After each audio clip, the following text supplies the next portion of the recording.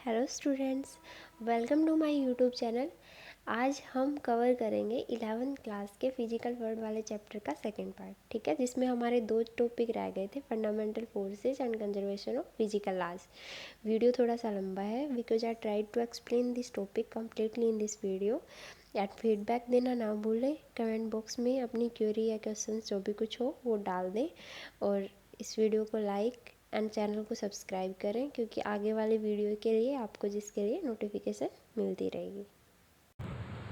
Hello students, आज हम पढ़ने जा रहे हैं फिजिकल वर्ल्ड वाले जो चैप्टर का जो आगे वाले जो टॉपिक्स थे हमारे, फंडामेंटल फोर्सेज इन नेचर और नेचर ऑफ फिजिकल लॉज, जो दो टॉपिक्स रहते थे, हम उनकी एक्सप्लेनेशन पढ़ेंगे। अब हमारे पास पहला टॉपिक है फंडामेंटल फोर्सेज इन नेचर, ठीक है।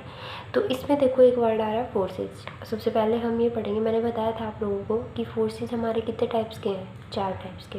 Gravitational force, electromagnetic force, strong nuclear force और वीक न्यूक्लियर फोर्स, ठीक है। 4 टाइप के फोर्स हैं। सबसे पहले हम देखेंगे कि फोर्स होते क्या है।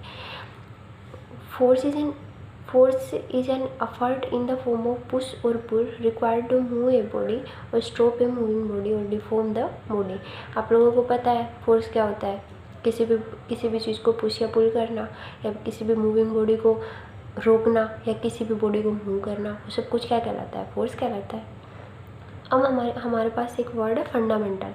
अब ये फंडामेंटल फोर्सेज हैं जो नेचर के अंदर प्रेजेंट है, ये इतने ज़रूरी हैं हमारे लिए कि अर्थ पे इन्हीं की वजह से सब कुछ पॉसिबल है। हम भी अर्थ पे इन्हीं की वजह से पॉसिबल है। अगर ये वाले फोर्सेज नहीं होते तो हम कहीं स्पेस में उड़ रहे होते और अर्थ पे हमारा जीवन ही संभव नहीं था, ठीक है। तो ये इनके एक्सप्लेनेशन में आप लोग समझोगे कि हाँ ये बहुत ज़्यादा ज़रूरी है हमारे लिए, और कैसे कैसे ज़रूरी हैं। देखो हमारी रियल लाइफ से कैसे कैसे रिलेटेड है ये 4 फोर्सेस, ठीक है। हम देखते हैं 4 फंडामेंटल फोर्सेस। सबसे पहला हम देखते हैं ग्रेविटेशन फोर्स, ठीक है। ग्रेविटेशनल फोर्सेस कौन से होते हैं। Gravitation force is the force of mutual attraction between any 2 objects by virtue of their masses. मतलब ग्रेविटेशनल फोर्स क्या होता है, किसी भी 2 ऑब्जेक्ट्स के बीच म्यूचुअल अट्रैक्शन, मतलब म्यूचुअल अट्रैक्शन यानी कि एक ऑब्जेक्ट ये है, एक ऑब्जेक्ट ये है, ये इसको अट्रैक्ट कर रहा है और ये इसको अट्रैक्ट कर रहा है, दोनों एक दूसरे के ऊपर अट्रैक्टिव फोर्स लगा रहे हैं, ठीक है। दोनों के बीच में एक अट्रैक्टिव फोर्स है, उस फोर्स को क्या बोलते हैं, और वो किसकी वजह से है, इनके मास की वजह से। उस फोर्स को क्या बोलते हैं, ग्रेविटेशनल फोर्स। अब ग्रेविटेशनल फोर्स के लिए न्यूटन ने लॉ ऑफ ग्रेविटेशन दिया था। न्यूटन ने लॉ ऑफ ग्रेविटेशन क्या दिया था, न्यूटन्स के लॉ ऑफ ग्रेविटेशन के अकॉर्डिंग क्या था, न्यूटन्स ने एक फॉर्मूला दिया था, force is equal to G of m1 m2 by R square, ठीक है। इसमें m1 क्या है, mass of first body, m2 क्या है, दूसरी बॉडी का मास, और r क्या है, इनके बीच की डिस्टेंस, ठीक है। तो ये 3 चीज़ों पे डिपेंड कर रहा है, किस किस पे, इस g पे। यानी कि फोर्स क्या है, प्रोपोर्शनल है, किस किस के प्रोपोर्शनल है, mass of first body, mass of second body inversely to the square of mass of between the distance between the 2 bodies. इन दोनों बॉडीज़ के बीच के डिस्टेंस के स्क्वायर के इनवर्सली प्रोपोर्शनल है, ठीक है। ये क्या दिया था, न्यूटन ने अपना फॉर्मूला दिया था ग्रेविटेशनल फोर्स का। अब यहाँ पे जो जी लगाया गया है वो क्या है, आपका proportionality constant, G m1 m2 upon R square. यानी कि हमारे यहाँ पे जी क्या है, एक कांस्टेंट है जिसकी वैल्यू क्या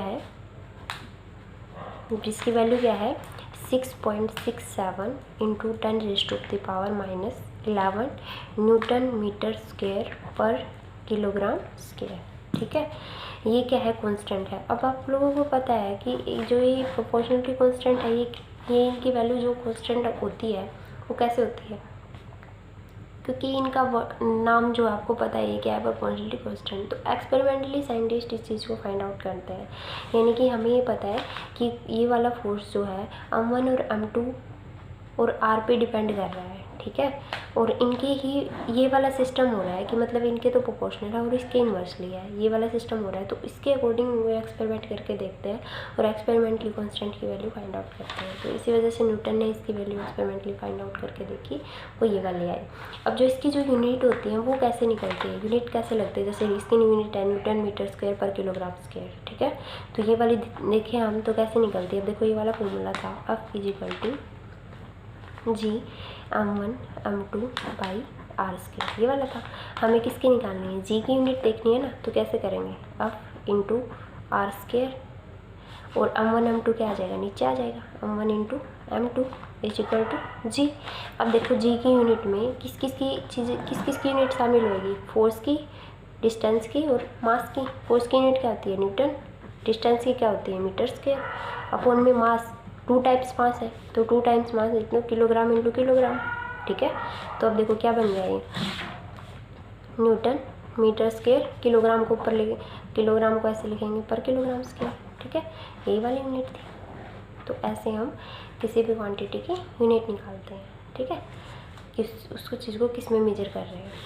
अब देखो हम पढ़ेंगे इसमें, ये तो हमारा था यूनिवर्सल ग्रेविटेशनल कांस्टेंट की वैल्यू। अब हम आगे बढ़ते हैं। अब देखो क्या बोला इन्होंने, these two particles exert equal forces of attraction on each other according to Newton's third law of motion। अब आप लोगों को पता है कि 2 पार्टिकल लिए हैं हमने m1 और m2 मास के 2 पार्टिकल हैं, ठीक है।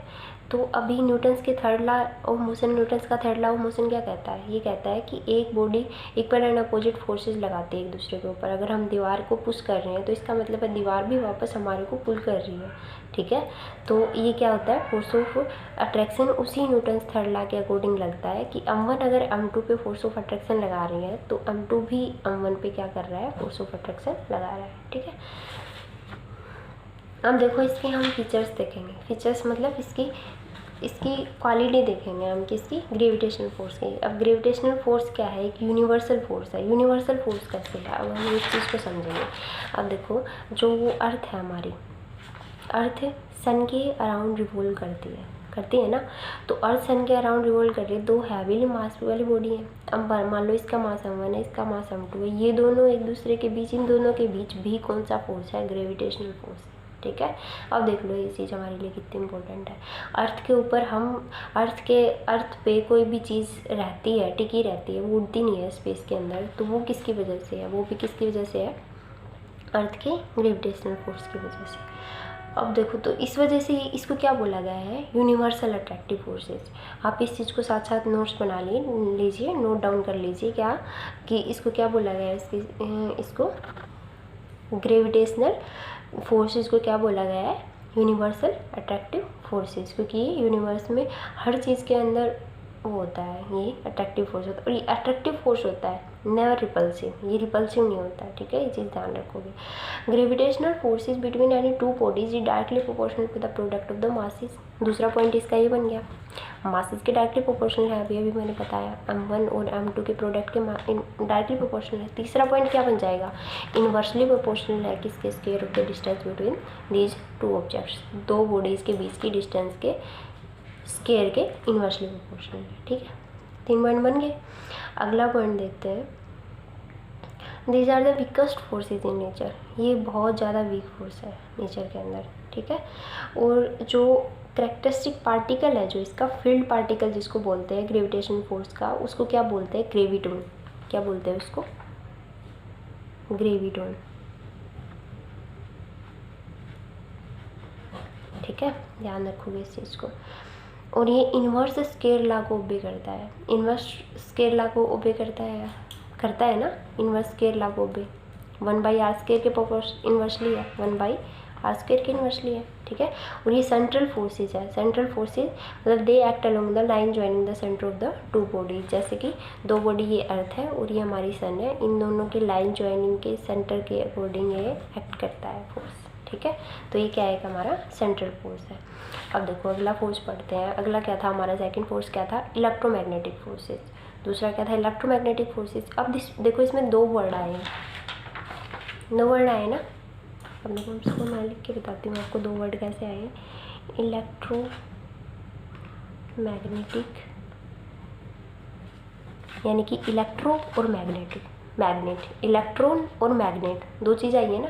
तो इसमें 2 टाइप के फोर्सेस होते हैं। इस एक फोर्स, ये फोर्स इसके अंदर इंक्लूड है 2 टाइप के, जो जो सेपरेबल नहीं है, ठीक है, जो एक दूसरे से बिल्कुल अटैच है। कैसे अटैच है देखो, तो force acting between to static electric charges is called electrostatic forces. Static electric charge मतलब इलेक्ट्रिक चार्जेज, मान लो कि Q1 और Q2 दो इलेक्ट्रिक चार्जेज हैं, स्टैटिक इलेक्ट्रिक चार्जेज हैं, यानी कि उनकी पोजीशन क्या है, रेस्ट, मूविंग चार्जेस नहीं है। तो उनके बीच जो फोर्स ऑफ अट्रैक्शन होता है उसको क्या बोलते हैं, उनके बीच जो फोर्स होता है, फोर्स ऑफ अट्रैक्शन नहीं बोल सकते, क्योंकि ये वाला रिपल्सिव और अट्रैक्टिव दोनों हो सकता है, क्योंकि ये चार्ज नेगेटिव भी हो सकता है, चार्ज पॉजिटिव भी हो सकता है। आप लोगों को पता है कि like charges repel each other और like charges attract each other. तो ये फोर्स ये जो इलेक्ट्रोस्टैटिक फोर्स है वो अट्रैक्टिव भी हो सकता है और रिपल्सिव भी हो सकता है। तो ये क्या होता है, इलेक्ट्रोस्टैटिक फोर्स। दूसरा होता है मैग्नेटिक फोर्स, यानी कि इसमें एक वर्ड है ना इलेक्ट्रोमैग्नेटिक, मतलब इलेक्ट्रोस्टैटिक और मैग्नेटिक फोर्स, दो फोर्सेज बाउंड है इसके अंदर। The force acting between two magnetic poles is called magnetic forces. दो मैग्नेटिक पोल्स के बीच जो फोर्स एक्ट करेगा उसको क्या बोलते हैं, मैग्नेटिक फोर्सेज। अब जो मैग्नीट्यूड है इलेक्ट्रोस्टैटिक फोर्स का वो किसने दिया, कुलाम्स ने। जैसे gravitational force Newton's law of gravitation ने दिया, ग्रेविटेशनल फोर्स का फॉर्मूला जो मैंने अभी भी बताया आप लोगों को, वैसे ही इलेक्ट्रोस्टैटिक फोर्स का फॉर्मूला किसने दिया, कुलाम ने, जिसको किसके नाम से जाना गया, कुलाम लॉ के। तो उन्होंने क्या फॉर्मूला दिया, कुलाम लॉ जिसको जाना जाता है, F equal to 1/4 pi epsilon naught Q1 Q2 by R square. ठीक है, इसको भी हम ऐसे समझ सकते हैं, जो ये 1/4 पाई एप्सिलॉन नॉट है ये क्या है, कांस्टेंट है। इसको भी हम ऐसे समझ सकते हैं कि ये Q1 Q2 के प्रोडक्ट के प्रोपोर्शनल है और इन्वर्सली प्रोपोर्शनल है उनके बीच की डिस्टेंस के। और ये जो ये है हमारा 1/4 पाई एप्सिलॉन नॉट, ये है कांस्टेंट जो प्रोपोर्शनलिटी कांस्टेंट है। ठीक है, और इसकी वैल्यू उन्होंने बताई है 9 × 10⁻⁹ न्यूटन मीटर स्क्वायर पर कूलम स्क्वायर। अब इसकी यूनिट आप खुद से निकाल के देखोगे। ठीक है, जैसे मैंने पिछले की बताई है ना, इसकी यूनिट निकाल के बताइए आपको कैसे निकालनी, ऐसे इसकी आप खुद से निकाल के देखोगे कैसे निकलेगी इसकी यूनिट, कैसे निकलेगी। इसको इस साइड रख लेंगे, बाकी सबको साइड ले जाएंगे। फोर्स की होगी न्यूटन, गुलाम Q1 Q2 की क्या होगी, गुलाम का स्क्वायर, और आर स्क्वायर की क्या होगी, मीटर स्क्वायर। ठीक है, कर लोगे ये चीज़। अब देखो इसमें एक वर्ड और आया है, एक चीज़ और आई है। अब आप लोगों को पता है कि प्रोटॉन पे कौन सा चार्ज होता है, पॉजिटिव चार्ज होता है, 10th क्लास में तो पढ़ चुके हो। इलेक्ट्रॉन पे कौन सा चार्ज होता है, नेगेटिव चार्ज होता है। ठीक है, अब जैसे अपने अपना जो चार्ज है क्वांटाइज्ड फॉर्म में होता है। क्वांटाइज्ड फॉर्म का मतलब ये है कि एक प्रोटॉन होगा तो A + E हो गया, नंबर ऑफ प्रोटॉन के लिए NE हो जाएगा। ठीक है, N से मल्टीप्लाई हो जाएगी, तो इसको क्या बोल देते हैं, चार्ज क्या होता है, क्वांटाइज्ड नेचर का होता है।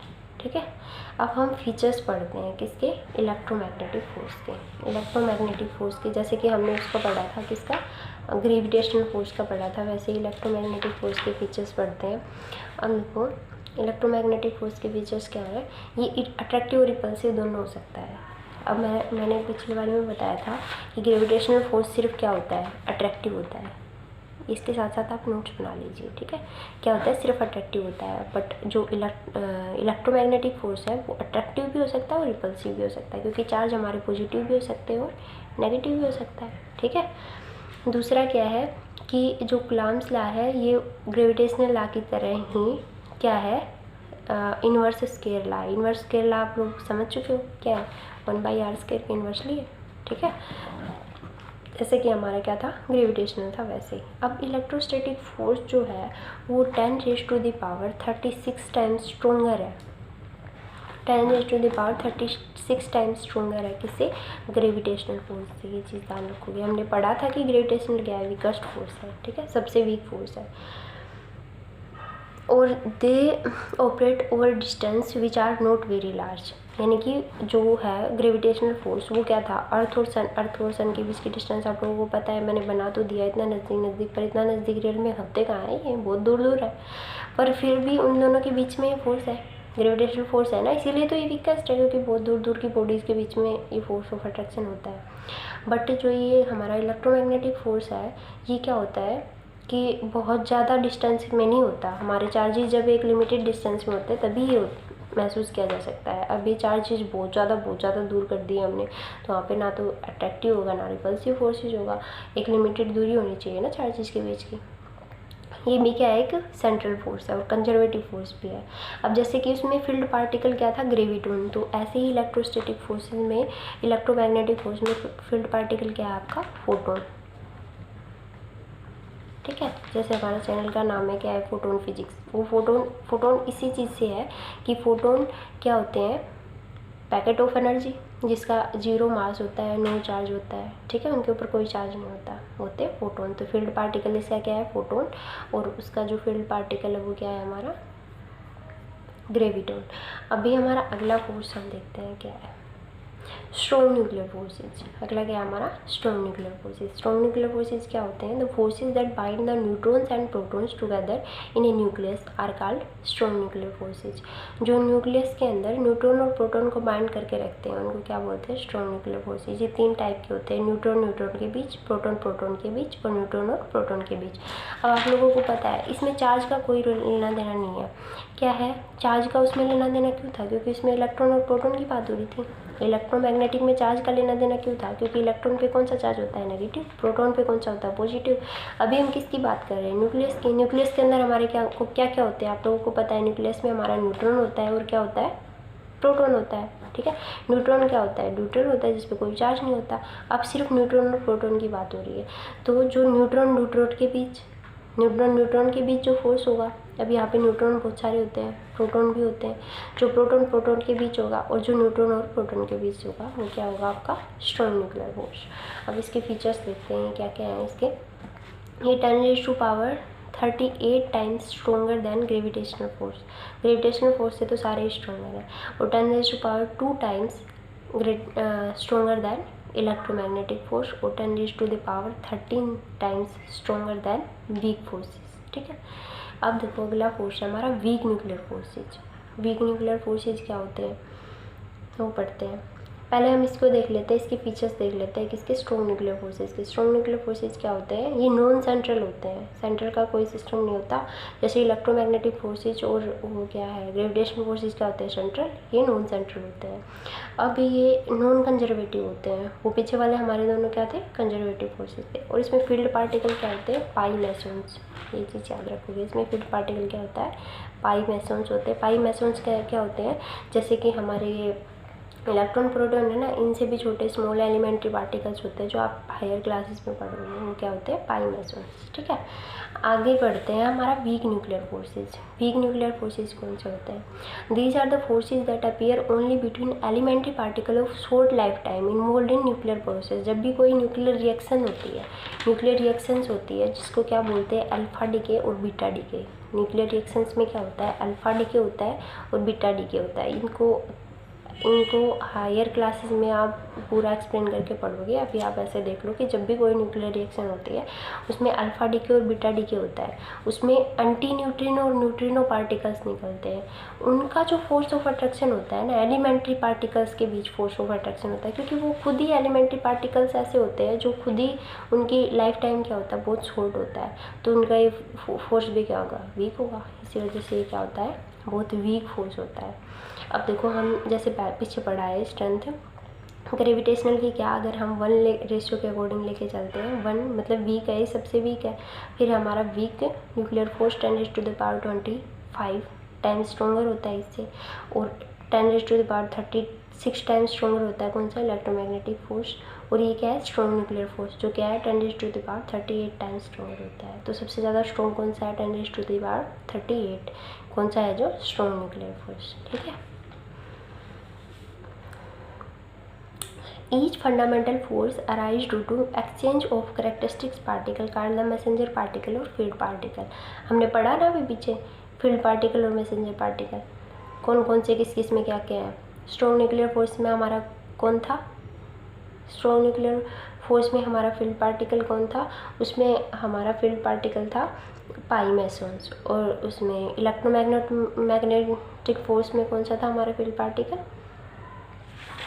उसमें हमारा फील्ड पार्टिकल था फोटोन। और हमारा जो ग्रेविटेशनल फोर्स था उसमें फील्ड पार्टिकल कौन था, ग्रेविटोन। ठीक है, अब मैं देखो जैसे देखो इसमें मैंने लिस्ट बना रखी है सबकी। वीक न्यूक्लियर फोर्स में कौन सा होते हैं, वेक्टर बोसॉन्स होते हैं, जैसे पाई मेसॉन्स होते हैं वैसे ही बोसॉन्स होते हैं, एलिमेंट्री पार्टिकल्स। ठीक है। तो ग्रेविटेटोन, फोटोन, 5 mesons और वेक्टर बॉसॉन्स। अभी अगर हम आगे देखते हैं, अगला हमारा टॉपिक रहता है कौन सा, nature of physical laws. Physical laws के नेचर मैंने बताया था ना, conservation of energy, conservation of linear momentum, conservation of angular momentum, ठीक है, वो देखते हैं। अभी देखो सबसे पहला, देखो ये पहले हम समझ लेते हैं उसको, फिजिकल लॉ मतलब ये कंजर्वेशन वर्ड जो इनमें यूज किया गया है उसका क्या मतलब है। देखो, some special physical quantities remain constant in time, they are called the conserved quantity of the nature. मतलब कुछ एक क्वांटिटी ऐसी हैं, जैसे कि हमारी एनर्जी है, एंगुलर मोमेंटम है, लीनियर मोमेंटम है, जिसकी भी हम यहाँ पे पढ़ने वाले हैं कंजर्वेशन, वो क्वांटिटी ऐसी हैं जो कंजर्व फॉर्म में रहती हैं हमारे नेचर के अंदर, वो कंजर्व फॉर्म में रहती हैं। तो इस टाइम के अकॉर्डिंग चेंज, वो ख़त्म नहीं होती, ठीक है, एक फॉर्म से दूसरी फॉर्म में चेंज होती रहती है। Law of conservation of energy है, जैसे ये क्या करती है, एनर्जी ट्रांसफॉर्म होती रहती है from one form to another form, transported from one place to other, but the total amount of energy never changes.